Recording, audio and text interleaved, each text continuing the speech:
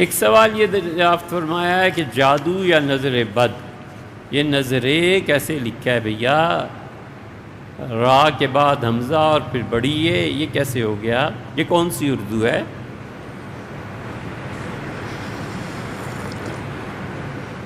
ہم سب کو مل کے اپنی زبان کی حفاظت کرنی ہے۔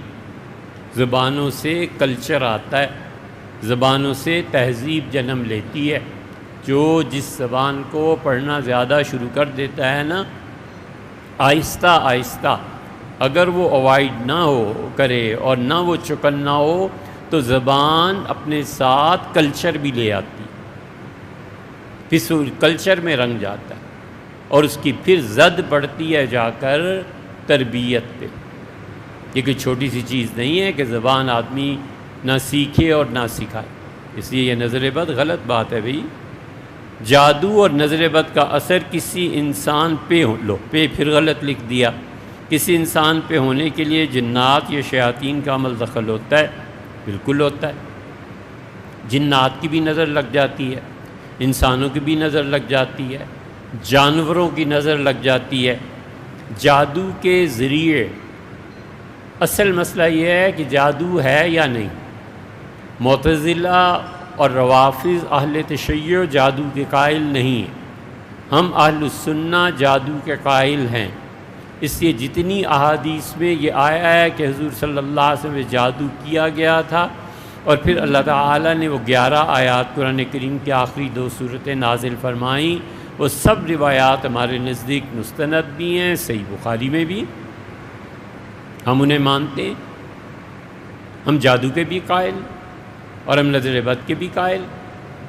جتنے لوگ یہ کہتے ہیں کہ نظر بد یہ تو پرانے زمانے سے قصے چلے آتے ہیں اور دین اور اسلام کا اس سے کوئی تعلق نہیں ہے، اس ایک جملے میں وہ جڑ کاٹتے ہیں ان تمام صحیح احادیث کی جن میں نظر کے متعلق آیا۔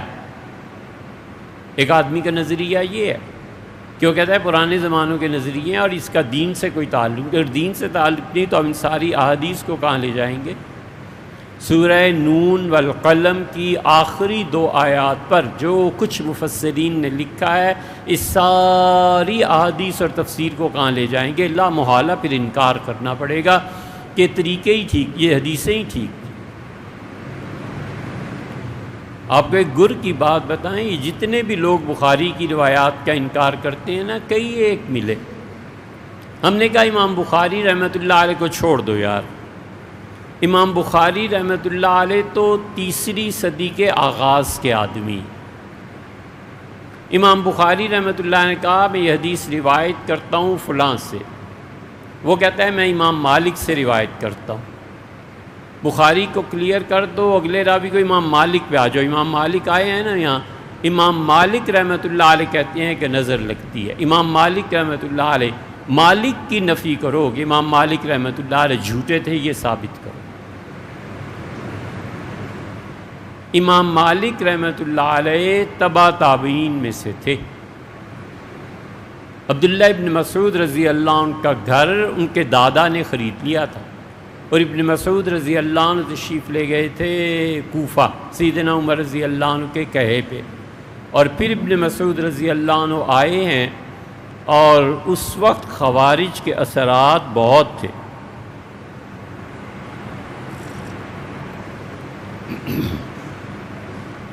اور کوفہ میں خارجی ہو گئے تھے بہت۔ انہوں نے کہا کہ عثمان رضی اللہ عنہ کے خلاف بغاوت کریں۔ مصر سے وہ چلا تھا دوسرا گروہ، انہوں نے بھی کہا بغاوت کریں، وہ پہنچ گئے مدینہ منورہ۔ ابن مسعود رضی اللہ عنہ اس سے پہلے ہی کہہ چکے تھے، انہوں نے کہا بالکل نہیں، لوگوں میں امیر المومنین کے خلاف نہیں اٹھوں گا، میں فتنوں کا آغاز نہیں کروں گا۔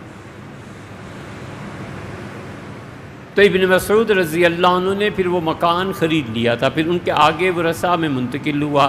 پھر امام مالک رحمۃ اللہ علیہ کے دادا والد جو صحابہ اور تابعین رضی اللہ عنہ میں سے ان لوگوں نے خرید لیا۔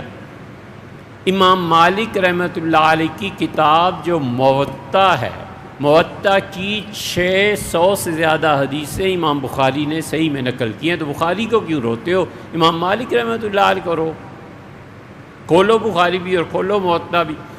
امام مالک رحمۃ اللہ علیہ اگر جھوٹے ثابت ہو جائیں تو جن تابعین سے انہوں نے سنا وہ بھی جھوٹے، آگے صحابہ رضی اللہ عنہ نے بھی جھوٹ بولا، اور رسول اللہ صلی اللہ علیہ وسلم نے بھی جاتے کہاں ہوں۔ امام بخاری رحمۃ اللہ علیہ نے ساری کتاب کوئی حافظے سے نہیں لکھ دی، امام بخاری رحمۃ اللہ علیہ کے سامنے پچھلی نسل کی کتابیں موجود تھیں اور انہوں نے اس میں سے نقل کیا۔ قرآن پاک کی تفسیر کا چیپٹر جو بخاری میں ہے، اس کے متعلق امام بخاری رحمۃ اللہ خود کہا ہے کہ میں نے فلاں جگہ سے یہ نقل کیا ہے۔ تو حدیث پہ اعتراض اتنے آسان نہیں ہے، ان تمام احادیث میں نظر بد کا ذکر ہے۔ جب آپ کہتے ہیں کہ نظر بد کا کوئی تعلق دین سے نہیں ہے تو آپ در پردہ ان ساری حدیثوں پر اعتماد اٹھاتے ہیں جن میں صاف آیا، اور سورہ نون والقلم 29ویں پارے میں اس کی 2 آخری آیات ہیں کیا؟ خلاصہ مفسرین کا یہ ہے کہ جب رسول اللہ صلی اللہ علیہ وسلم کو شہید کرنے میں یہ عرب ناکام ہو گئے تو اس وقت کے جو علوم سوسائٹی میں رائج تھے ان میں سے ایک قبیلہ تھا عربوں کا، یہ بھوکے رہتے تھے، اور جب ان کے اندر طاقت پیدا ہو جاتی تھی کہ کسی کو نظر لگائیں تو یہ بکڈ ہوتے تھے پہلے سے کہ فلاں تاریخ کو اتنے بجے آنا ہے، اس آدمی کو نظر لگائیں گے، ایسی نظر لگاتے تھے کہ آدمی پھڑک جاتا تھا، اور پھر وہ اس کو خوب کھانا وانا سب چیزیں۔ اس قبیلے سے رابطہ کیا تھا قریش نے، اور انہوں نے کہا اس سے جان چھڑاؤ، اسی لیے اللہ کہتا ہے وَإِن يَكَادُ الَّذِينَ كَفَرُوا لَيُزْلِقُونَكَ بِأَبْصَارِهِمْ، اور کافروں میں ایک پورا گروہ موجود ہے جو چاہتا ہے کہ آپ کو اس راستے سے اپنی نظروں کے ذریعے ہٹا دے جس راہ پر آپ قائم ہیں۔ لما سمعوا الذکر، جب وہ قرآن سنتے ہیں تو وہ چاہتے ہیں کہ آپ کو نظر لگائیں اور آپ انتقال فرما جائیں، شہید ہو جائیں، اور پھر کافروں کی راہ کھل جائے گی۔ اس آیت کو کہاں لے جانا ہے؟ یہ بھی 1500 سال کے بعد ابھی سمجھ میں آئی ہے، پہلے کسی کو سمجھ میں نہیں آئی تھی، خدا خود ذکر کرتا ہے اس نظر۔ حضور اقدس صلی اللہ علیہ وسلم کئی جگہ آیا، آپ فرماتے تھے اس بچی کو دیکھو، اس کے گالوں پہ نشانات پڑ گئے، ہو اسے نظر لگ گئی ہے، جاؤ اور نظر کا توڑ کرو۔ حضور صلی اللہ علیہ وسلم نے فرمایا نظر جو تھی خدا نے جب چیزوں کو پیدا کیا تو تقدیر سے آگے بڑھ گئی تھی، تو اللہ نے ہاتھ مارا اس نظر کو اور کہا پیچھے ہو، اور اگر خدا اسے پیچھے نہ کر دیتا تو تمہاری تقدیر کی کام کو نظر برباد کر دے۔ ان حدیثوں کو کہاں لے جانا ہے بھیا؟ ہمیں کوئی شوق نہیں ہے لوگوں پہ بات کرنے کا، لیکن کیا کریں دین کو برباد کرنے والے جنہیں بیٹھنے کی تمیز نہیں آتی۔ یقین مانو ان کی ویڈیوز دیکھو نا، بیٹھنے کی تمیز نہیں آتی، کھانا کھانے کی تمیز نہیں آتی۔ سبحان اللہ، یہ بھی دین کے نمائندے۔ آدمی کسی وجہ سے ایک پاؤں دوسرے پہ رکھ لیتا ہے، پاؤں جلتے ہیں زمین پہ رکھتے ہوئے، پانی ہوتا ہے، کبھی عادتاً ایک پاؤں پہ دوسرے پاؤں کو چڑھا لیتا ہے۔ ان کو بیٹھنا دیکھو نا، مثلاً اللہ معاف فرمائے، اللہ معاف فرمائے، یہاں آفتاب صاحب تشریف فرمائیں، یوں جو پاؤں کو رکھوں تو یہ پاؤں آفتاب صاحب کی طرف نہیں ہو رہا، ان کی ذلت نہیں ہو رہی تو کس کی توہین ہو رہی ہے؟ یہ پاؤں پہ پاؤں چڑھا کے بیٹھ کے دین بیان کر رہے ہوتے ہیں، ہم کہتے ہیں یا اللہ اسے بیٹھنے تک کی تمیز نہیں ہے کہ کس صحافی کی طرف تمہارا پاؤں ہو رہا ہے، جوتا دکھا رہے ہو، کیا کر رہے ہو؟ یہ تمیز نہیں بیٹھنے کی، اور وہ دین کا ترجمان۔ بالکل اثر ہوتا ہے بھیا، یہ ویڈیوز دیکھنا نا، تمہیں پتہ چلے گا کہ یہ ہاتھوں سے اشارے کیسے کرتے ہیں اور یہ بیٹھتے کیسے ہیں، کوئی باڈی لینگویج نام کی کوئی چیز ہے، اسی سے جہالت ٹپک رہی ہوتی ہے، یہ تمیز نہیں ہے۔ ان اثرات کا کسی انسان پہ جاننے کے لیے پھر غلط لکھ دی بھیا۔ انسان کے سامنے حاضر ہوئے بغیر عامل حضرات بتا دیتے ہیں مریض اس کی والدہ کے نام کے ذریعے، کیا اس میں کچھ صداقت ہے؟ بھیا بالکل اس میں صداقت ہے، یہ جادو کی اقسام میں سے ہے۔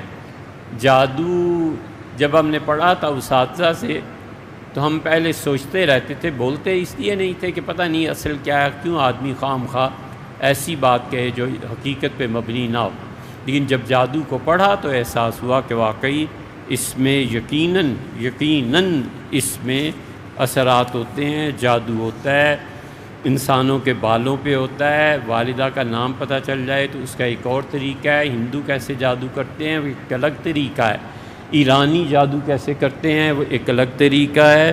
ہندو اس میں جو ماہر ہیں وہ جادو کے ذریعے انسانوں کے دل اور رجحانات تک کو پھیر دیتے ہیں۔ ہندوؤں کا جادو دنیا میں مشہور ہے۔ یہ سب ہوتا ہے اور اللہ سے پناہ مانگتے رہنا چاہیے۔